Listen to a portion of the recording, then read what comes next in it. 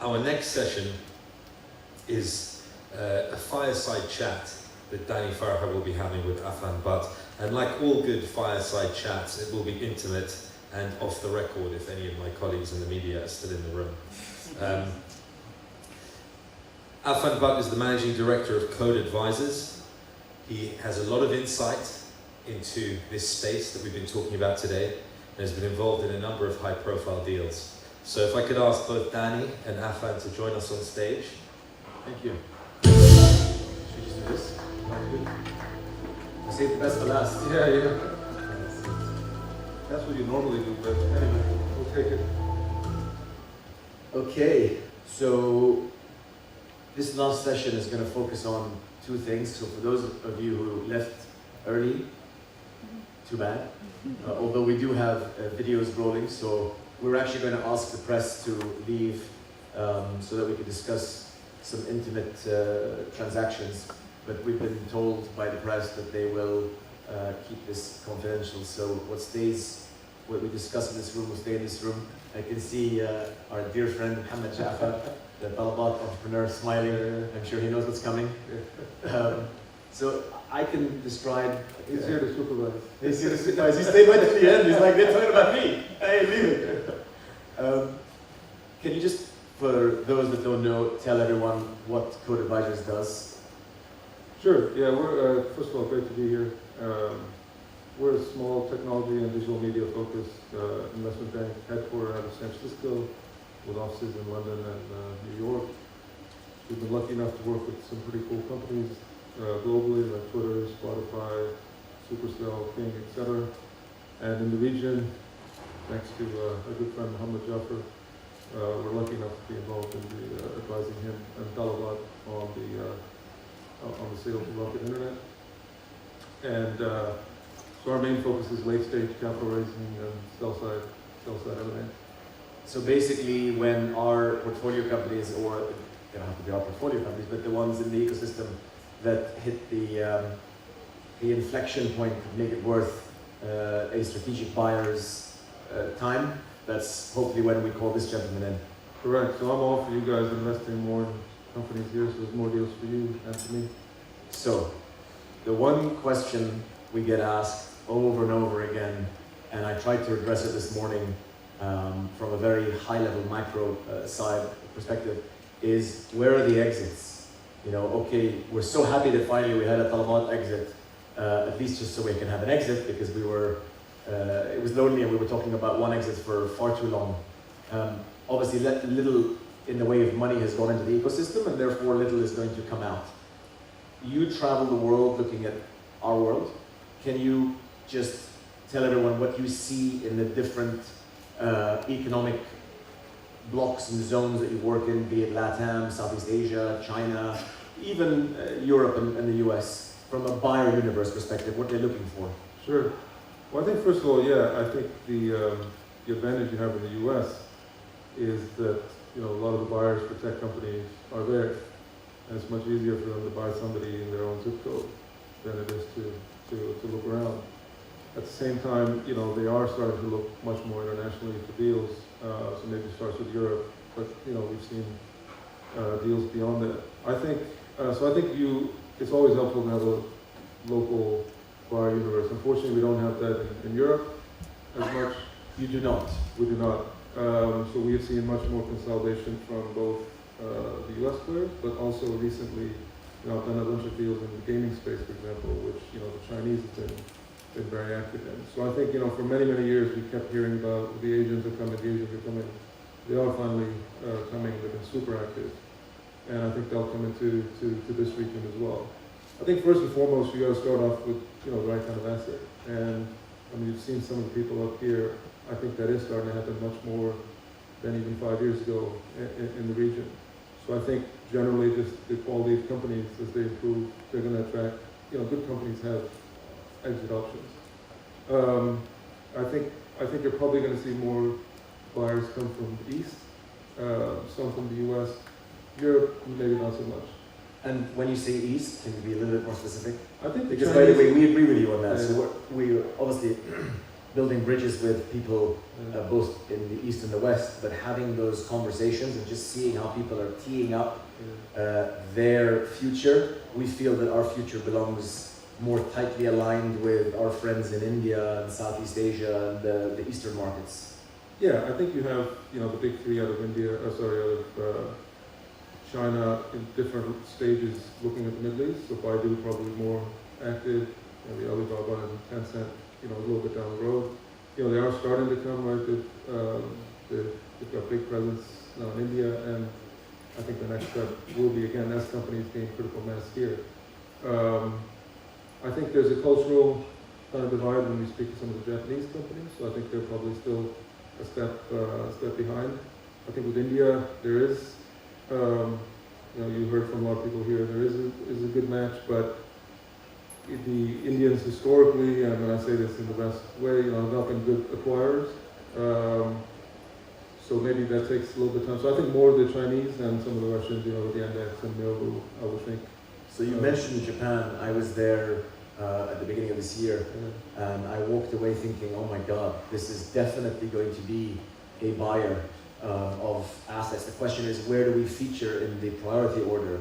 They definitely. So I think the Japanese have such a wonderful culture, but it's so different from any other culture I've ever seen. It's as though I was transported to a different place, different planet even. And I say that respectfully.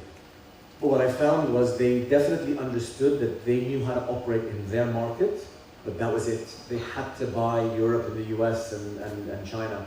And having had honest discussions with them saying, listen, what do you think about the Middle East? We weren't at the bottom, we certainly weren't at the top, but again, just, and this is judgment.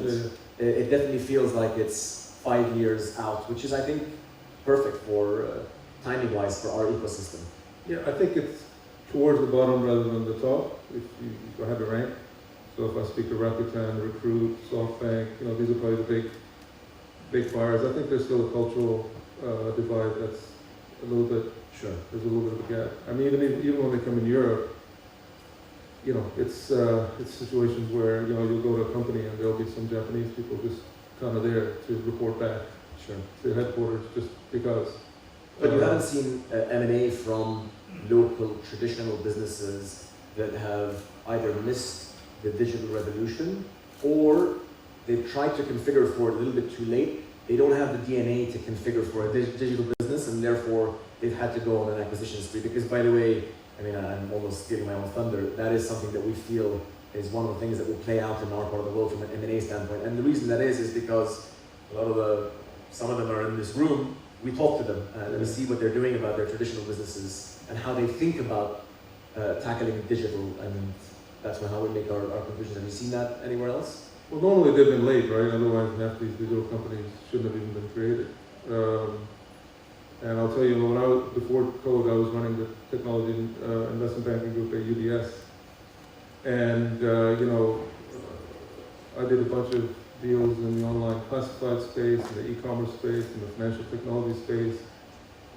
And most of them were because my colleagues that were covering these other sectors, you know, their clients just didn't care, or didn't get it, or, you know, whatever the case was, let all these companies, you know, grow in the meantime. And, you know, you have that in this region as well. I mean, you know, you've got lots of classified companies, you know, property finders, you know well, which, you know, either media companies or others, you know, should have owned that market.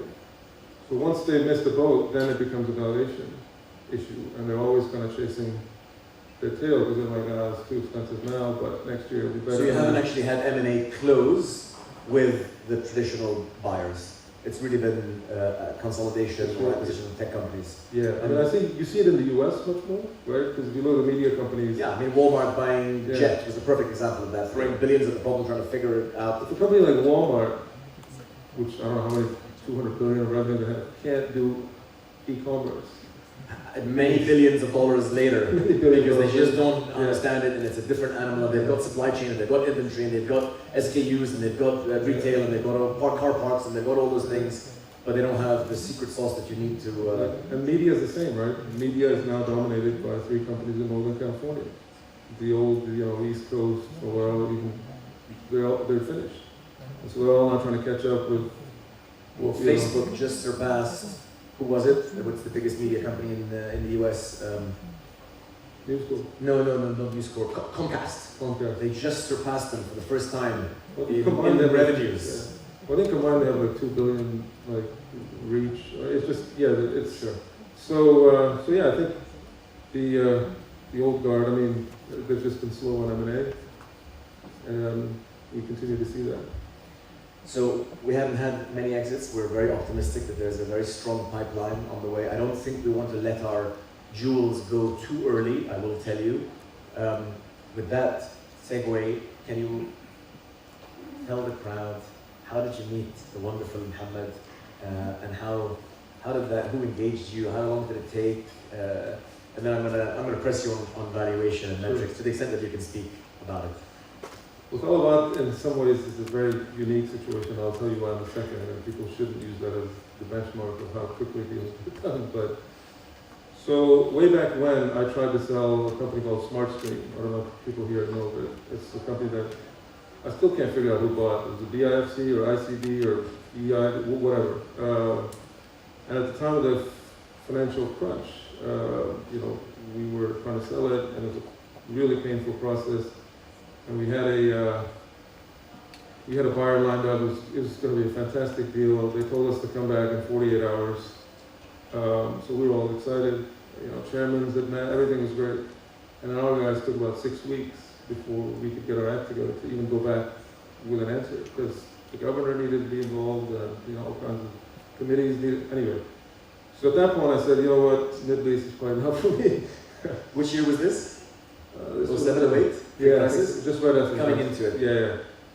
So then I just, I said, look, maybe I know it's a big generalization, but And then we were doing a bunch of stuff in the food tech space, and Yemek Sepeti, the Turkish one, we had been pretty close to them, and General Atlantic, who was their banker. I have to say, they're the ones who mentioned Mohammed Rafa. They're like, hey, do you know this company Talabat in Kuwait? I was like, Kuwait? I mean, Where's that? I know where that is, but and so I just, they said, it's small, but it's kind of cool, but the guy has some crazy valuation expectations. So I said, all right, sounds like our kind of guy. So I just reached out to him on LinkedIn, and I think Mohammed didn't know at the time that you're not supposed to reply to bankers, but he did. He's a gentleman, he replies to everybody. I think later on I found out, I think it had been 4 days or something since he had opened a LinkedIn account. So somehow, God works in mysterious ways, I suppose. And so I reached out to him, and we just kind of hit it off about, just talking about, birds and the bees and all that good stuff. And then on a more serious note, I said, when you come to London next, do you know Just Eat, Delivery Hero, Takeaway? You're the guy who told him all these things. And, he had been kind of busy in his own world, running his business, and so he hadn't. And this is to my point where for good companies, there's always going to be appetite, because all those CEOs flew in to see him in London, right? And they all came thinking, Kuwait, how many people are there? People only remembered it for the war way back when. Anyway, so when they met, all the feedback was like, wow, this is a great business, great metrics. People in Kuwait eat a lot of food. So what's the next? Can we do something more here? And so then we were able to, I think, run a kind of a pretty hot mini auction process. They all went down to Kuwait. Saw that it was a great business, and I'm sure you're going to ask me this later, but anyway, we were able to. I'm going to ask you some tough questions. We were able to get to a great outcome for Mohammed and his family, and it. I think, and the part where I was going to say it's not where people shouldn't judge this as a benchmark. I think it was a Thursday when we got the term sheet, final term sheet, because we had a bidding war going. So, and Rocket guy said, we'll have an SPA to you by the weekend, which we obviously didn't believe, and we want to sign the deal next week.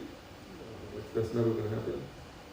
So they came on a Sunday. So sign the deal means what exactly? Well, that's what they actually wanted to sign a fund. Exactly. And diligence? So I'm getting to that. So I said, there's no way that's going to happen. So They were supposed to come Saturday to Kuwait, but they came Sunday. They provided an SPA that day, and by Wednesday we were done. You were done. What is we you were done? signed the deal, and 10 days Subject to diligence. No. CPs. Done. done. So how many days is that from? So no, I told Muhammad, I said normally this takes 3 months. What The fact that it took 3 days is more because it was just a hot, hot auction. And again, it goes back to the point that Muhammad had first and foremost built a great business that had that demand. And I think that was unique to Rocket as well, because they've done so many of these deals. They said, look, we just want to focus on these few things. The rest of it, unless you've been fraudulent, we'll take a risk. Delivery Hero was the acquirer, right? Not Rocket. No, that happened subsequently.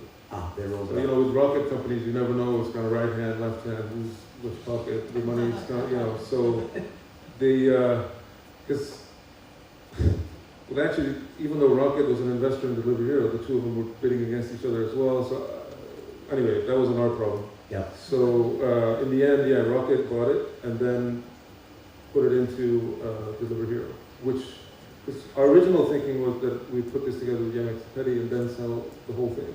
Float or sell? Sell. But Rocket moved too quickly on Talabat, so yeah. So I know that we're short of time, but I want to run quickly through how we met. So a few years ago, one Friday, my wife is a very healthy eater, and I get home on a Friday and I had work, and I see Johnny Walkers everywhere on the table. And for me, that's like, how did burgers get into my house? So I go straight up to my room and I see my wife there and I say, Tanya, what are you doing? Burgers? I mean, I'm okay with it, but what's the story? Turns out she was also working on something and the kids were nagging and they wanted to eat, and she just she came across it somewhere and she booked, went on Talabat and she ordered a meal. And I was like, whoa, you don't understand. Like, what you just did is like what we do for a living kind of thing. So I need to know who these people are.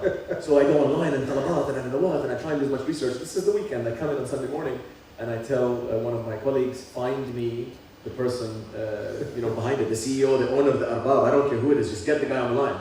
And we spoke that Sunday at 5 o'clock and I said, listen, I know this is a bit intense, but I love your business. And then we met him. And we fell in love with Muhammad as a person, as a human being, and then obviously looked at his business and thought, what a fantastically run business, and really kudos to you. It's wonderful to have this kind of entrepreneurship and success story in our neck of the woods. I'm not going to be too difficult on valuation, but you have to understand that, and I can see some of my friends in the crowd laughing. Walk them through. I'm very comfortable with it. There's a range, but I mean, and I'll tell you where I'm going with this. So Peter Thiel, when he wrote that awesome book, 0 to 1, there was a chapter in there I think was called "Competition is for Sissies," and what he was basically saying is, if you're going to build a competitive business, don't bother. You want to compete on price and so on and so forth. It's just go get a job at Google, go get a job at Facebook. You're far better off because they have these incredible businesses with this thing called network effects, and when they become so big, it's really difficult unless something comes and disrupts search or the social space. They're pretty long-term, sustainable, predictable businesses, and still high growth and extremely high margin. So I get that concept. What a lot of people can't get their heads around not from our world, and I understand this because I had to myself get my head around it over time. How is we got the landmark transaction, $170 million. I get it. Can you, whatever you can share with the audience, help us make sense of it? Look, I think a number of these food deals, at the time were done at, let's say healthy valuations, right? I mean, 25, 30 times, revenue type, which if you just look at it on that basis, it's hard, it's hard to apply your traditional kind of corporate finance. Even if you're growing at 550, 600% year on year, which Hamad was. So I think if you look at, and I think that's where you have to look at it. When we did the cohorts analysis, for people who don't know, that's looking at just repeat orders of people. I think Rockets said that this was the best region they'd seen, and they actually didn't believe our numbers. And sorry, cohort means cohort. So if you've ordered a burger, how much do you keep buying? You continue Frequency to buy. of purchase per month. Frequency of purchase, yeah. And so, we had actually been quite conservative because Mohammed runs the business, very, straight way. So we had actually tried to be very conservative. We presented those numbers to Rocket, and they said, we just don't believe these. So they had this guy, you remember Mohammed? Not the valuation, you're talking about. The valuation, we're talking about the trading and the commercial comps. Yeah. Yeah. So they said it can't be that people are ordering with this kind of frequency because we've done deals all over the world, and it just doesn't hold true. And your order basket is too high. It's like twice that what we see the rest of the place. So they had a guy flying from Berlin whose only job was to stick his laptop into our database because we weren't going to just ship him all the data. And he ran the numbers, and their numbers were actually higher than ours because again we had tried to be more conservative. So I think there's you mentioned kind of network effects where we talk about WhatsApp or all that kind of stuff. But I think in this space you can get comfortable with other metrics which let you look further out into that year or next year because the growth is consistent. And unless people stop eating or for some reason are going to suddenly stop ordering, or the competitive landscape was such that we had a pretty much winner-take-all situation where we were the winner. You can get comfortable with other ways. Turkey with Yemek Sepeti was the same. I think that was a $600 million deal at 30 times revenue. Again, 30 times net revenues. 30 times net revenue. But if you extrapolated that in the next year or two, it would start to look pretty reasonable from that standpoint. And if you don't... So I guess, sorry, I'm going to be very specific here. I'm sure a lot of people in the crowd are thinking, walk me through how a company can be worth 30 times revenues, net revenues, not earnings. I understand where this is going, but maybe you can just address that from a... So I can look at it on a, Dany's, if I've got Dany as a customer ordering burgers, I can extrapolate that out and see what the value of Dany is going to be over your lifetime.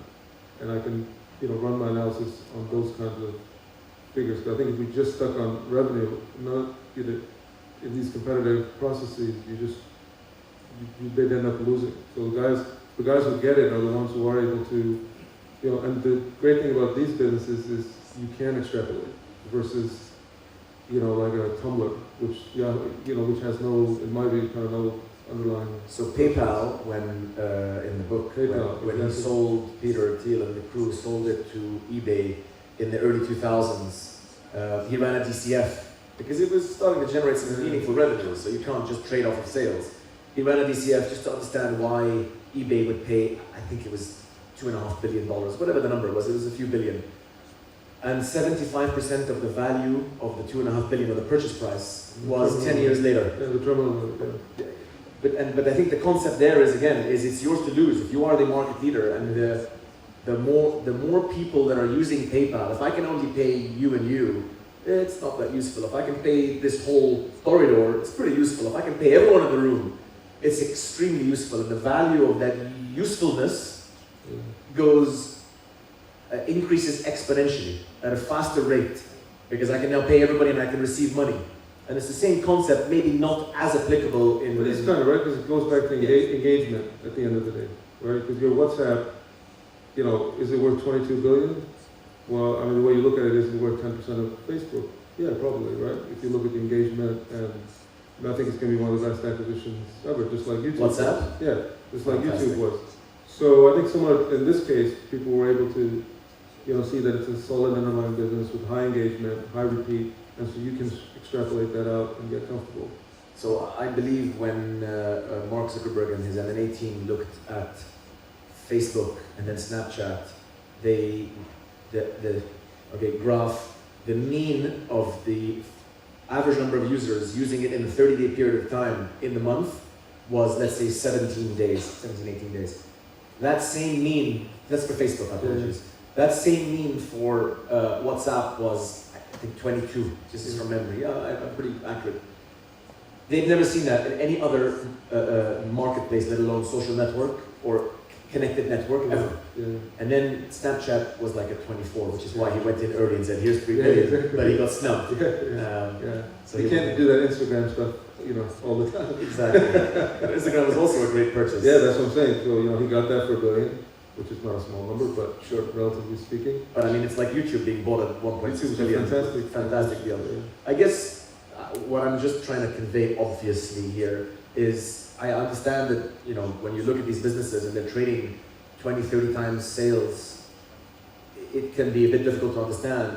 But if you believe that that business, once it builds a dominant position because of this network effects, where you wouldn't want to have a second food ordering app or WhatsApp, I mean, you might, but the vast majority of people, if you are doing a good job as Talabat or as whatever the provider, you're going to stick with it. Yeah.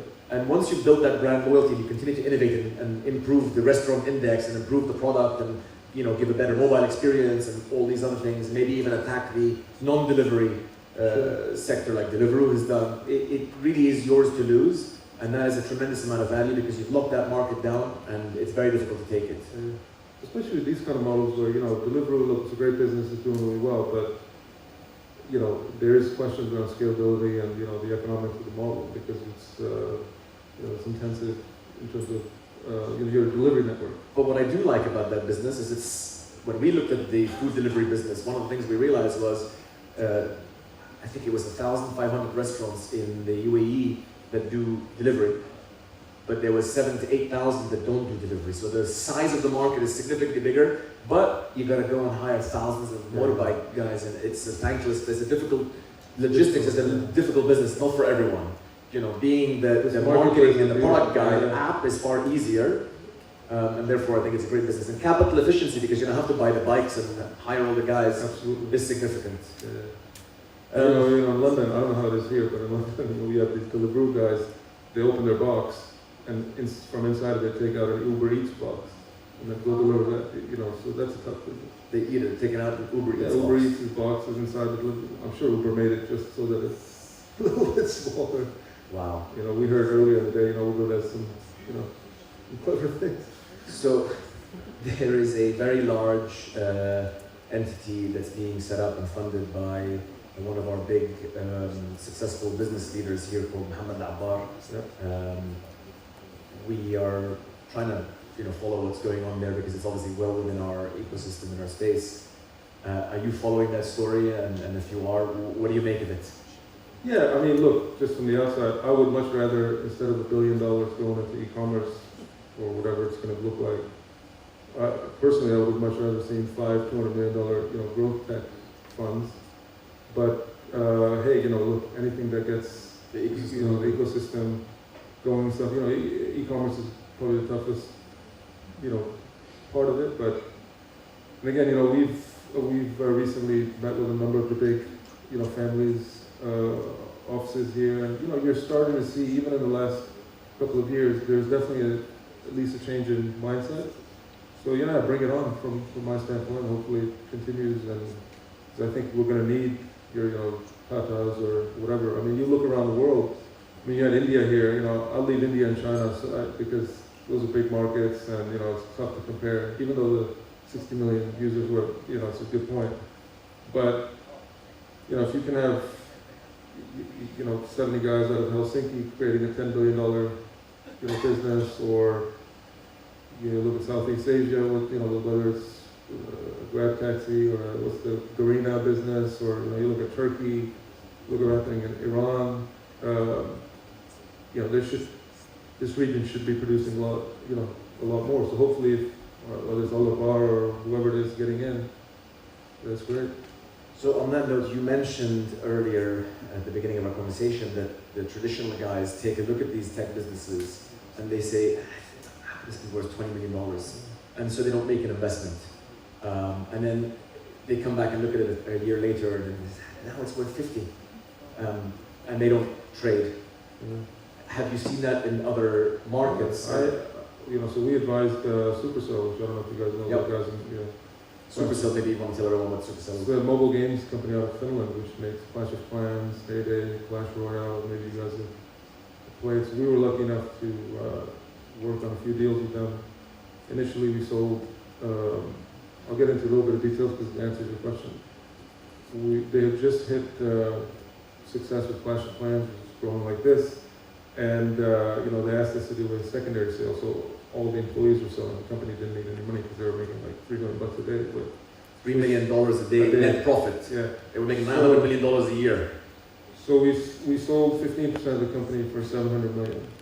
And at the time, Tencent came, looked at it and said, nah, you guys just got lucky. Why don't we talk in 6 months?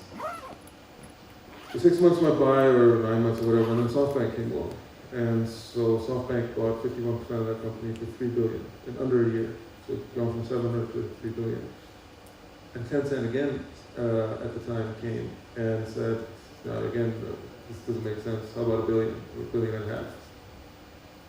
Then, so we sold 51% to SoftBank. Then, like a year or so later, the shareholders who owned 49% wanted to sell more shares. And again, Tencent felt it was too expensive. And now they've just bought it for $10 billion.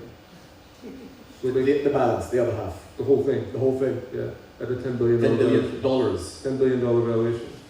So yeah, they could have bought it for $1 billion. So yeah, there's a now. But that's coming from a tech-savvy That's going to operator. be Can you imagine the traditional world exactly. Yeah. So look, I'm sure there's plenty of examples where they would have paid that $1 billion and then maybe seen it go to zero. I guess so you can have both sides. But yeah, so we see that on there. And I think that's, look, you got to be.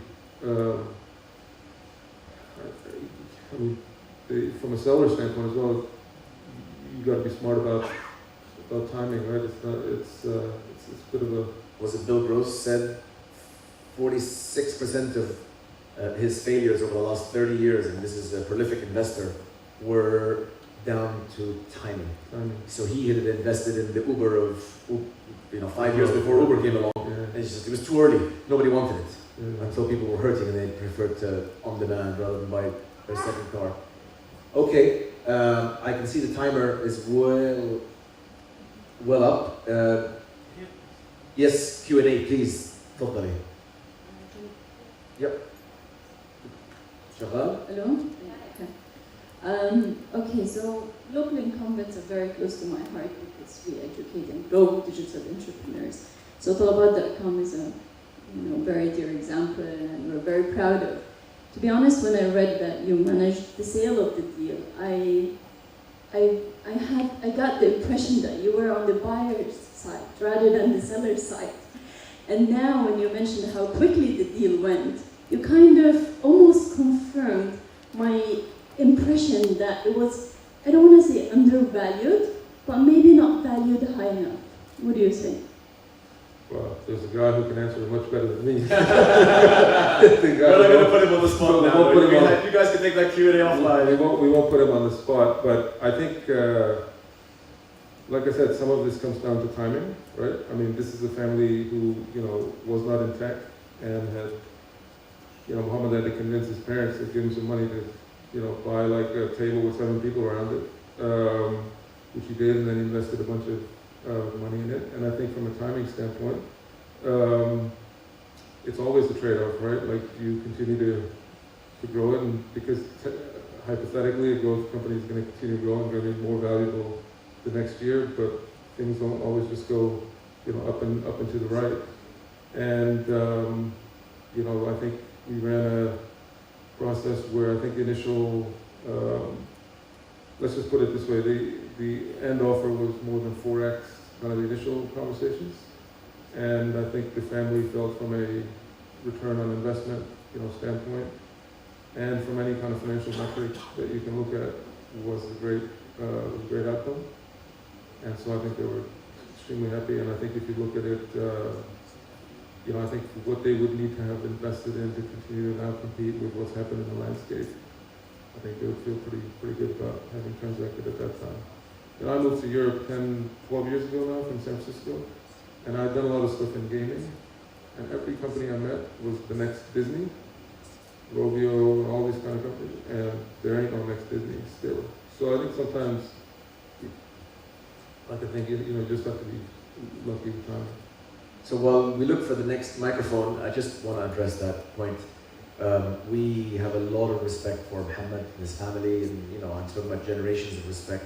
One of the reasons when we spoke on the phone that I found who his grandparents were, and I was a kid growing up, I would hear Mubarak al-Hisawi, the name, as a kid all the time in a very nice context. And I was like, oh my God, that's Yuri's grandson. So we think very highly of him. What we would have liked as investors is to see, you know, $1 billion sale, a $2 billion sale, and we feel that with Mohammed behind that business, it's a big caveat, that could have been a much more valuable business. What did he sell it on the cheap? I don't think so. I think they, you know, one paid market rate. The question is, could you have waited 5 years, 7 years, whenever, to build a much more valuable business? We think you could, but you needed someone amazing like Mohammed behind it. Otherwise, it's not going to happen. I don't know how the Germans are doing with it, but actually, that's a question I have for you. If you ran the process today, like Rocket Internet is probably not a buyer, given what's happening there. Yeah. So, you know, look, yes, hypothetically.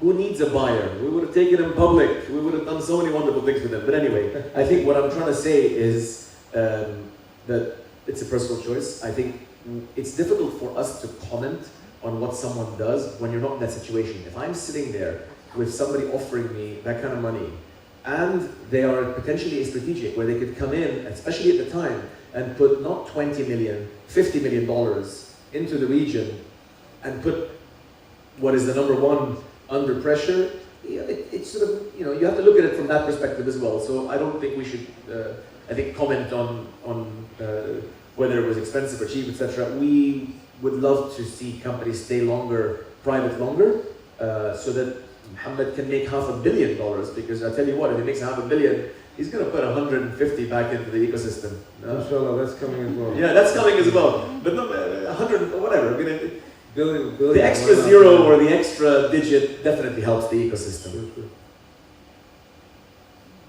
Go ahead. Go ahead. It was just a comment on what you're saying, Dany, that you have to put it into context also. How much, and I'm not sure if we said this today, but how much was being invested in venture capital in 2 years ago? Yeah. Right? So it's a very different world. I think if he had, you know, the ecosystem, the investor ecosystem, maybe not even today, I mean, you know, in 3 years' time, where we can write collectively a 30, 40, 50 million, because we can't. None of us can. Check. We have to grow our capital bases, and if their funds are fund sizes. So I empathize entirely with that. So my question is on which areas of technology or business models do you think will emerge as potential targets for acquirers in the next couple of years? Crystal ball. Specifically for the Middle East? Yeah, if you look at the Middle East. I think there's going to be continued activity in the marketplace model, where I think there's a lot of kind of, whether you take a classifieds business, is probably a good one, but there's a number of pretty interesting companies in the Middle East, many of whom, well, I guess every company Dany's close to, but you know, I think that's probably going to be the most interesting. But what I am seeing, just like you've seen on stage today, are companies that are now building products or services that just happen to be based here, but have a global kind of outlook. So, you know, that could change as we, as we go. But I think in the near term, it's probably more these internet-based kind of marketplace models. Question in the back, and then question over there. If someone could get a microphone to him over there, please. It's a quick comment, just drawing on a couple of the things from today, is that Mohammed is a key person in the business. I'm gathering from what's said is that he's not carrying on in the business, and you've got now this foreign company that's coming into the local market that's going to lose the advantage of the local market, and the intelligence and the know-how that we discussed in the morning is a big factor for the Karims and that type of the business. I mean, it makes me wonder about the longevity of the business under the new ownership. Yeah, I think, look, it's up to the new owners really to incentivize and keep the management team. Mohammed had built a fantastic team around him, so it wasn't just the Mohammed Jaffer show, which is the hallmark of a good CEO anyway. And I think unfortunately there's been a bunch of turnover because maybe they didn't preserve the culture or whatnot. I mean, when Yemek Sepeti, for example, came to the region, they sent a Turkish guy to Saudi. They named it Food on Click, I think, or whatever. Seriously. And what was that? Spent all these millions, and they were wondering why they weren't getting anywhere. So I think when a foreign buyer does come, they still need to recognize that they have to keep the the local culture. I think you're absolutely right, because otherwise it starts to, people start to leave and it starts to fall apart, which is not good for the next. I think you need strong management in any case, but I think when you buy a business as big as that, you can protect it. It's much easier. It's much more difficult in the early stages when you have to fight tooth and nail, like Kareem did, like Hamad did in the first 2-3 years. That you have that founder and founding team who will die and kill themselves, before they to succeed. Hamad. Well, thank you very much for giving me the opportunity to. Who gave him the mic? Now we're in trouble, guys. Really enjoying this talk, and I just wanted to highlight something very important. I mean, something, if it's too expensive or too cheap, you really, this answer can only be answered really in the future. Nobody really knows the future except God. However, there's certain things that happen. In our situation, we were preparing for an IPO actually. My father said, being here for 4 years, what's next? We started to prepare. The reason why we decided to exit wasn't the price. It was simply the market consolidated. So from a business position, from a business point of view, we used to compete with 4 or 5 different players. It won't make any sense if one guy comes and buys all those 4 or 5 different players, and we have to compete against those 4 or 5 different players. So sometimes you have to say, it's time for you to leave. But of course, I'm back in the business now, alhamdulillah. Inshallah, very soon, I am back, and alhamdulillah, we're all still young. And definitely the mistakes someone makes. Yourself, man. You're still young. Yeah, you're still young. Yeah. I definitely believe in this region. I want to comment as well. I believe $1 billion business will come, hopefully, God willing, in the future. I'm going to be working, inshallah, very, very soon on something new, and I'm going to try to learn from the mistakes I've made before to try to make it even faster. And also, there's also a risk as well. Losing the entrepreneurship touch is a problem. And all these, in the morning we saw all these different examples, and there's one thing in common they all have. They have leadership. You notice in the morning, all those different great guys that stood up, they were all great leaders. And that's the difference between a leader. A leader can gather people around him and he can charge forward. Even the greatest leader in the world doesn't know what's going to happen tomorrow. But he believes in something and he goes and fights for it. That's the difference between companies. So again, I think sometimes losing that leadership, you can actually also lose that company as well. We are in a high risk business. Sometimes as you quickly go up, you quickly go down as well. I just wanted to say that. Thank you. Thank you. Wasn't it Colin Powell that said you follow a leader either because you believe in him or because you're just really curious as to how this is going to pan out? And of course, all these people are great people today. So if you're a great leader, people will like you. People would want to work for you, not for the money, simply because they enjoy that experience and that connection you have as a human being to another human being. And that's what that's what entrepreneurship is about. So it's about really identifying these great youngsters, these people who have those leadership qualities and backing them up. And alhamdulillah, I'm back in the business now, and I'm looking to back these people up and help them to try to take this forward. And I can't do this alone. We have to do it all together. We have a common goal to make this a healthy ecosystem in this part of the world. Thank you, Mohammed.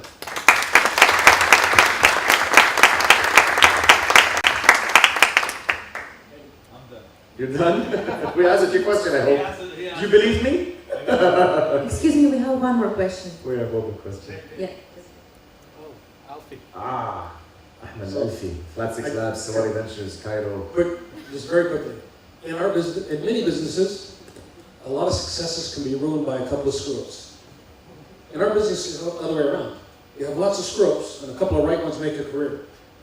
Okay? So, having done this for 30 years, never regret a sale. Regret the ones you didn't sell. All right? I've missed selling a lot of companies that I should have sold. I've never regretted one that I have sold at a profit. Only one I sold at a loss. So that's kind of the macro thing. Never second guess a sale at a profit, because you can never do it in hindsight. That's a win. And your career is made of a few wins in the VC business and in the entrepreneur business. Here, here. That's response to your question. I think that's the longest response to. You got 3 different responses, by the way. You got a collective. Thank you.